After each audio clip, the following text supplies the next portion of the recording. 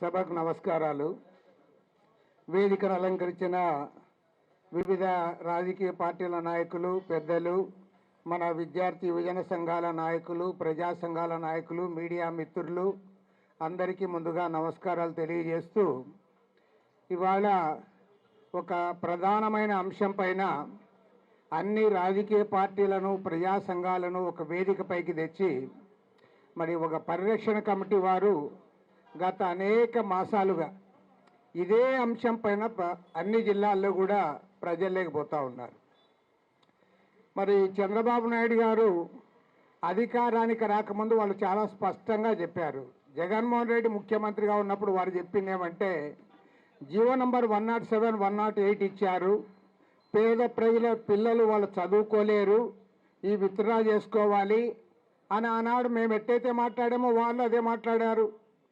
కానీ ఇవాళ అధికారానికి వచ్చిన తర్వాత లేదు మొత్తం కాలేజీలే ప్రైవేట్కి ఇచ్చేస్తాం, దానికి ఒక ముద్దు పేరు పెట్టాం, పీపీపీ అన్నాం కాబట్టి, 3 పీలు అన్నాం కాబట్టి ఎవరు మాట్లాడొద్దండి, దానివల్లే మేలు జరుగుతుంది, దానివల్లే రోగులకు మేలు జరుగుతుంది, గవర్నమెంట్ అయితే ఏమీ చేయలేదు, వారైతే చేయగలరు అని చెప్పి ఇవాళ ఒక వితండవాదం. ఇది పక్కా వితండవాదం. పైగా నాకు ఆశ్చర్యం ఏమంటే, అసలు డబ్బులు లేవు గవర్నమెంట్ ఈ మెడికల్ కాలేజీలన్నీ కూడా ఇవి కట్టాలి, చేయాలి, అదంతా అంటే చాలా టైం తీసుకుంటుంది కాబట్టే వాళ్ళకి ఇస్తున్నామని చెప్తున్నావు. నేను ఒకటే అడుగుతా ఉన్నా, మీరు అధికారం వచ్చిన 18 మాసాల కాలంలో ప్రతి మంగళవారం నాడు అప్పులు తెస్తూ ఉన్నావు. ఏ ఒక్క వారం నువ్వు వదిలిపెట్టడంలే, ప్రతి నెల అప్పులు చేస్తూ ఉన్నావు.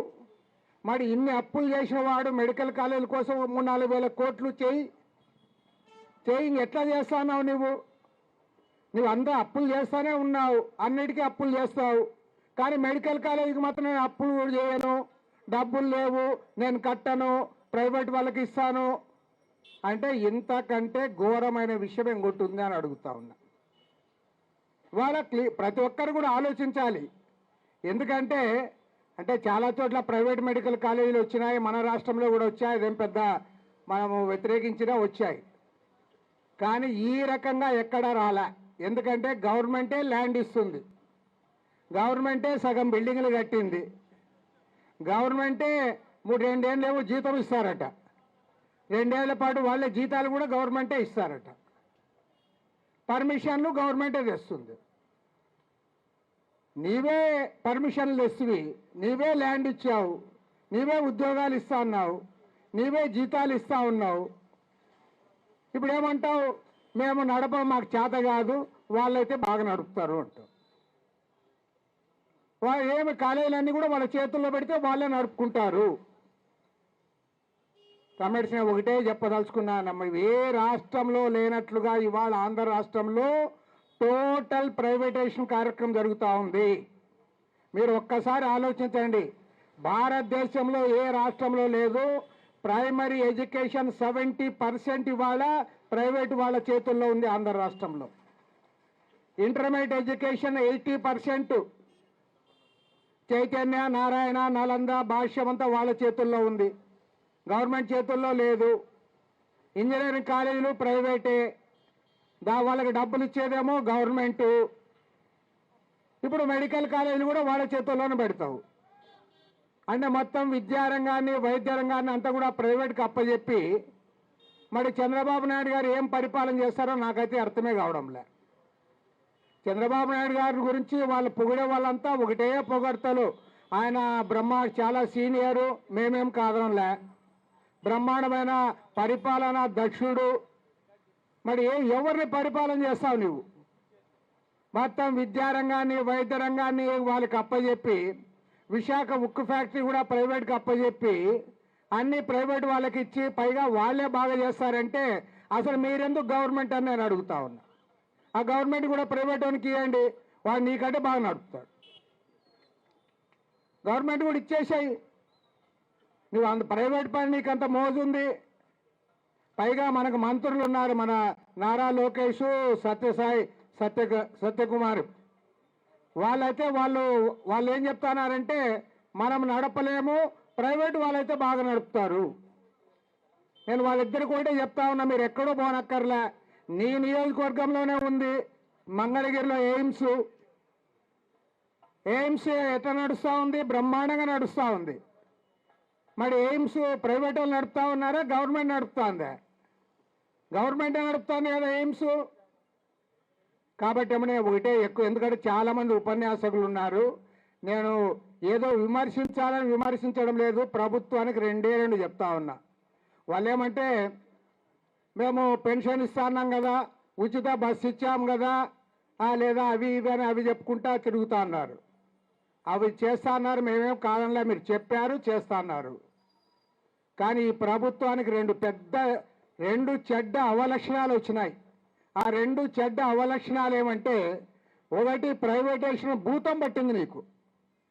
అన్ని ప్రైవేట్కి అప్పచెప్తా, ప్రతిదీ ప్రైవేట్కి ఇస్తాం, వాళ్ళే మగోళ్ళు, వాళ్ళే బ్రహ్మాండంగా నడుపుతారు, వాళ్ళే బాగా ఇది చేస్తారని చెప్తా ఉన్నావు.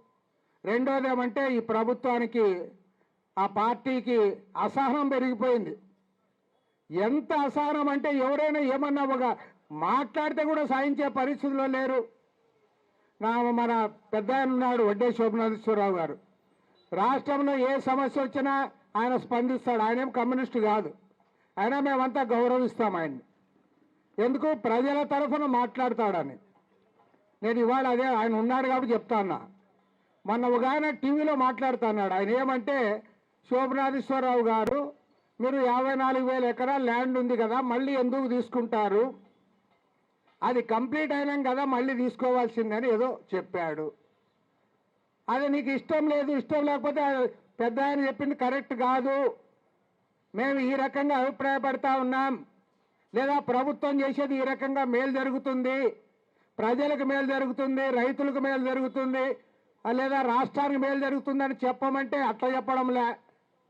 ఎంత రెక్లెస్గా మాట్లాడుతున్నారు టీవీలో అంటే, అబ్బా నిజంగా నాకు అసలు టీవీలో చూడబోదు. ఏమంటాడంటే, ఈ తెలుగుదేశం పార్టీలోనే పదవులు అనుభవించాడు ఆయన ఇప్పుడు ప్రధానికి మాట్లాడతాడు, ఆయన ఎందుకు మాట్లాడాలా? ఒకవేళ ఆయన మాట్లాడాలనుకుంటే ఆయన మళ్ళీ ఎంపీగా గెలిచి మాట్లాడాలంట. ఆయన పాపం ధర్నాకు రావాలంటే చక్రాల కుర్చీలో వస్తాడు ఇక్కడికి. ఆయన ఇప్పుడు 7 నియోజకవర్గాలు తిరిగి ఎంపీగా ఎప్పుడు గెలవాలా, మళ్ళీ ఎప్పుడు వచ్చి మాట్లాడాలి? ఏమన్నా అర్థం ఉందా? మీరు నచ్చకపోతే నచ్చదు, మా అభిప్రాయం ఇదని మీరు చెప్పాలి. కానీ ఎవరు మాట్లాడినా ఆయన కాదు, ఆయన ఏమన్నా మాట్లాడచ్చు. నిజమే, ఆ టీవీలో మాట్లాడే ఆయన పాపం కనీసం వార్డు మెంబర్ కూడా కాదు, ఆయన వార్డు మెంబర్ కూడా కాదు. మరి ఏమైనా మీకైనా సిగ్గుందా అని అడుగుతా ఉన్నా. మీరు ఏదైనా ఎందుకు మాట్లాడతాం? ఇవాళ ఇన్ని రాజకీయ పార్టీలు, ఇన్ని ప్రజా సంఘాలు, విద్యార్థి యువజన సంఘాలు, అదేవిధంగా మన డాక్టర్ ఆలా గారు, మన లక్ష్మణ్ రెడ్డి గారు, లక్ష్మణరావు గారు, వీళ్ళందరూ కూడా అన్ని జిల్లాలు తిరిగి మాట్లాడుతూ ఉన్నారు.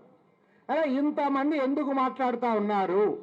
వాళ్ళు ఎందుకు వ్యతిరేకిస్తూ ఉన్నారు? ఒక్కనాడు ఈ ప్రభుత్వం వాళ్ళతో మాట్లాడిందే? మీ అభిప్రాయం ఎందుకు మీరు వ్యతిరేకిస్తూ ఉన్నారు అని మీరేమీ మాట్లాడరు. కాబట్టి ఈ ప్రభుత్వంలో అసహనం పెరిగిపోయింది.